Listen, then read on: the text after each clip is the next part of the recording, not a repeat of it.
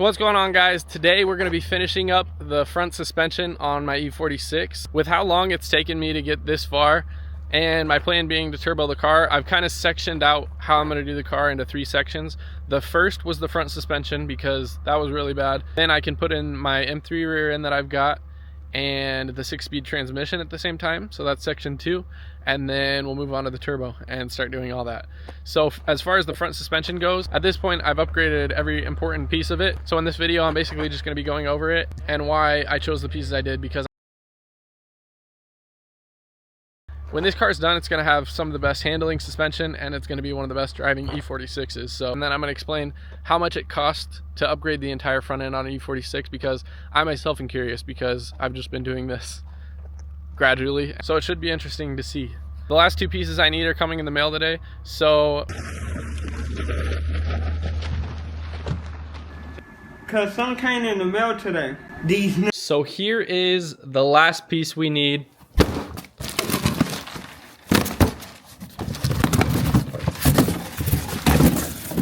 Which is the front control arms. Now I wasn't gonna replace these, but at this point, like I said, we've replaced everything else on the front end. And after the last one, I thought this wheel had a wheel bearing issue because it had some play in it side to side, like up and down. So I replaced the wheel bearings when we just did the rotors and pads in the last video, and it didn't change. So check this out. So if I give this wheel a little wiggle,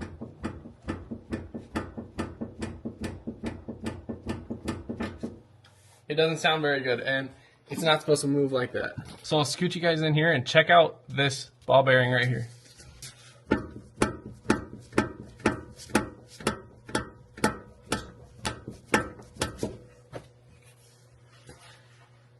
From what I could tell, it's moving a little bit, and I didn't want to have to change it, but it's one of the most annoying things about this car. I can't drive up anywhere or even turn the wheel going slow. It sounds like it's broken. And it's kind of because it is. So let's swap these front control arms out real quick. It's a 21 millimeter for this, and then a 19 millimeter for the inside one. And then I'm going to use this guy to get the ball bearings off. This has been a lifesaver for these types of deals. Also on the passenger side, this one is an extreme pain to get to. There's a ground wire and the motor mount right up there, so you can't really get anything else right here. So you got to use the short socket, and then I'm using this guy, and I used a breaker bar so that I could kind of sneak it up through here and get to it. But I'm kind of curious how this is going to go, because I just replaced those with the Z4M style, which I'll talk about why I did that in a little bit. But I don't want to break them because I don't want to have to replace them again. So I'm going to try to just lube it up and pull this out of there once I have these 2 bolts out. So let's get it. Whoa, that's not good.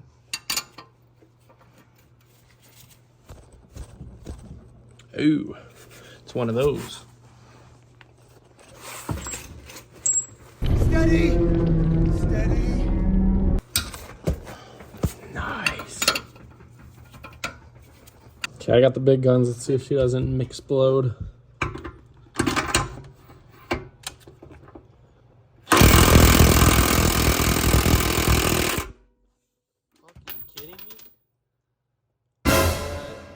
This has never not worked before. Going at it again.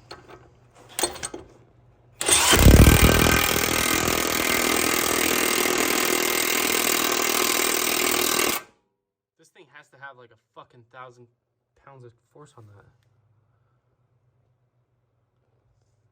that. Yikes.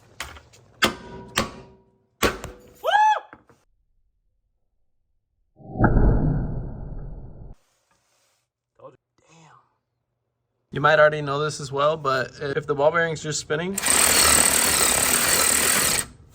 take the jack, put a little bit of pressure,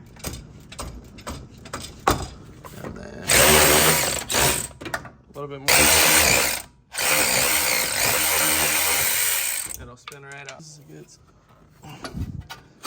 Oh, fuck. I guess I didn't realize that thing. So that was kind of my problem, is I didn't want to replace this, but feeling the amount of play that it had in it, I guess I started to realize that if your control arm goes out, this is what happens to your wheel. Like, supposedly, the control arm controls your wheel. And if I kept running it, then maybe while I'm on the highway, I might lose my control arm and lose control, you know? So I'm glad we're doing this. I think this method's actually working.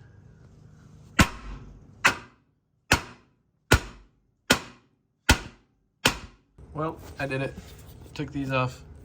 Took 3 of these off so I can move that. And she's out. Easy. So since we're under here and we're hopefully not going to be under here again anytime soon, I just cleaned everything with some brake cleaner, wire brush, and just some. I'm also going to take some of this farm paint. I really like using this just on like the rust pieces because if I can prevent them from spreading a little bit, might as well while we're down here.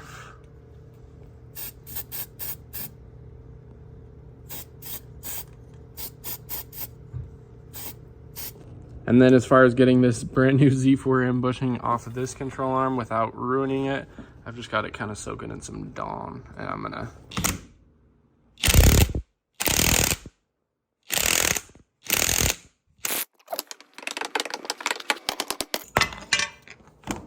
Well,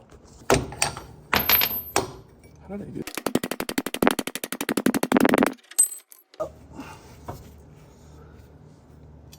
So I hope you guys are able to see from these videos, but I'm not a very good mechanic and I always make a huge mess whenever I'm doing anything. But the point is kind of just to show you guys that you can replace all this stuff yourself. One thing that I really do recommend is get the specialty tools like this. I wouldn't have been able to get that off without that. And I've got like a slide hammer thing and a bunch of other stuff that I'll use in these videos. And it really is worth it. The bearing pullers especially, because there's no way that you're going to be able to do it without those, and they're not that expensive in the long run. Another thing I've been experimenting with a lot lately is like anti-seize and rust preventative stuff. So I've been spraying fluid film on all this stuff whenever I come under here, just kind of to see how well it works. I've seen a lot of reviews that it works really well. So I got the first side done, so let's go over everything over here. So first things first, let's go over the suspension setup. I got 330 front brakes, rotors, calipers, all that. I just changed the brake line, not stainless, just to save a little bit of money. But the reason I went with the 330 is because they're a little bit bigger. But I'm not going to talk about the brakes because we just did a whole video on that last video. And I've got the coilovers. This is the one thing that I did cheap out on that I wouldn't recommend cheaping out on. I would recommend to get the BCs. These ones are like almost BCs. But yeah, I'll get those when I get the turbo build and everything else done. I just want to put all the money into getting this whole project put together. So next, sway bar end links. These ones are adjustable from FCP Euro. The reason I went with adjustable is because apparently it takes the preload off the sway bar and it's supposed to make turning into corners better. You guys just saw the control arm, and I'll show a comparison of this one and the stock one. So this one, obviously there's a reason that I was having that noise. This thing woggles around and goes up and down. The new ones should be extremely stiff and hard to move, which is really nice, but they're also a lot beefier.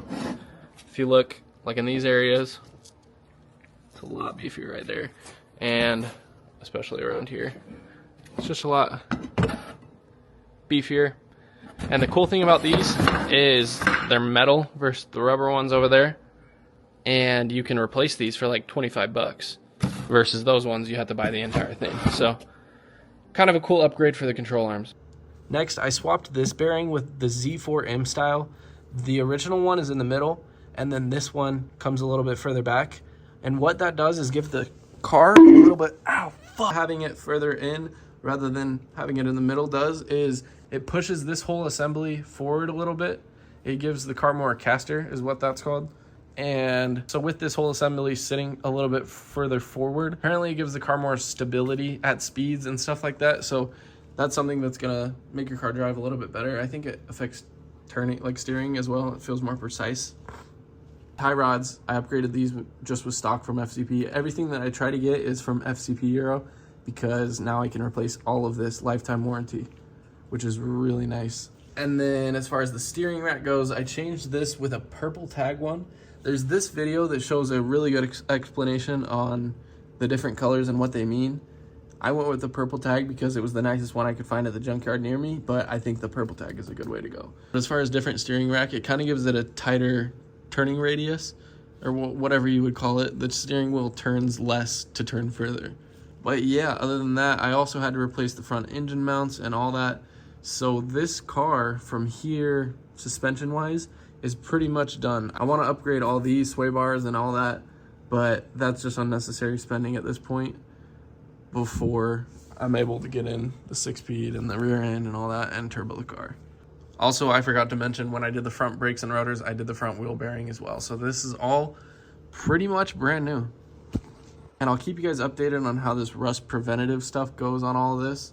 The big thing I've been using is that farm paint, like I said, and fluid film. And then over here, I've just been using the OEM BMW rust preventative stuff that's all over the place. So yeah, thanks BMW for that. So let me finish up the other side real quick, and then we'll take the car for a drive, see how it feels, and I'll explain the cost of all this stuff.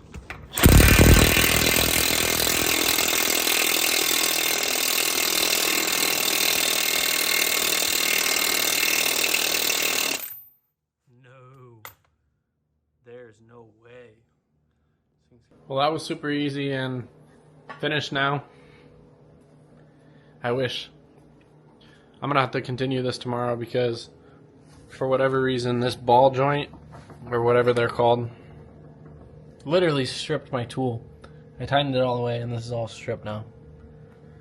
But I don't know why this one's gotta be such a pain. The other one was hard too, but it wasn't this crazy.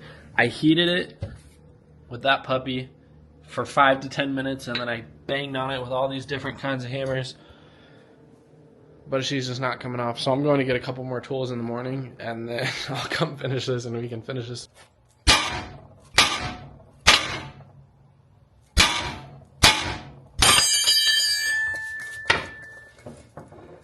No way. I still don't know how it could have been that stuck in there. It doesn't even look that rusty. But this is the reason I'm starting to try to use anti-seize on everything like that. So, Jesus. Okay, let's finally get this done. So I can't get this guy off. I can't get the 2-jaw puller to sit on there whatsoever. So we're going to try something a little dangerous. You ever done anything dangerous?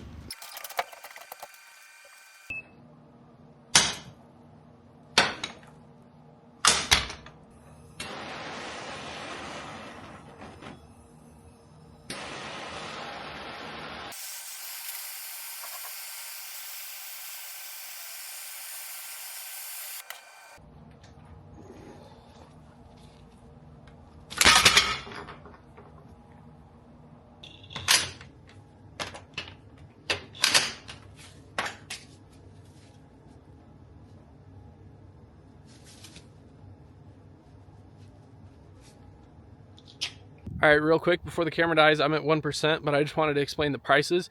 So first off, I replaced the... So the first thing I did was I got a tie rod kit because those were really bad. That was $161. And then I got adjustable sway bar end links because at first I thought that was what was making the noise from the control arms that we just fixed. So the adjustable sway bars were $124. And then, like I said, I also thought it was the wheel bearings. Those were $238. And then just now the control arms were $269. I also showed the Z4M style bushings that I put on, and those are $78. And another thing I replaced that helps the steering feel is the steering coupler. They're rubber and they get old, so it kind of reduces the steering feel and makes your turning not as good. So I replaced that as well. And then if we're talking whole front end, we'll have to talk about the brakes as well. So for those, the rotors and pads were $409. I didn't talk about this last video, but the calipers I ordered were $137. That's a price that you kind of got to take into account if you're doing the 330 upgrade. And then the brake lines were $42. And then I talked about the steering rack. I got it at the junkyard. Luckily, my junkyard, I feel like, is super cheap. I got it for $50. I'm guessing. I can't remember. I think it was like $30 to $50. Another thing on the front end I'd recommend changing if you're changing all this out, just so that you have no noises in the front, would be to get this kit for the engine and transmission mounts, because mine were all, this whole car was shot. My steering rack had a crack down the middle of it, and everything else was just really bad. So I'm glad that we're to this point now. And in total, $1,702. These are old cars, so it makes sense that all this stuff's going out. But $1,700 for a completely brand new front end everything seems pretty cheap to me. I mean, I want to get an upgraded sway bar and all that too, but the point of doing all this is just getting to where I can turbo the car and have that be a series and help other people turbo theirs. So you can spend more and have a beefier front end, but I think at this price point, you're not going to get a better front end than this. I do want to take it on a little drive and see how the steering feels now. So I finally found a curvy road to take this thing on. So let's do it real quick and test how the new steering feels.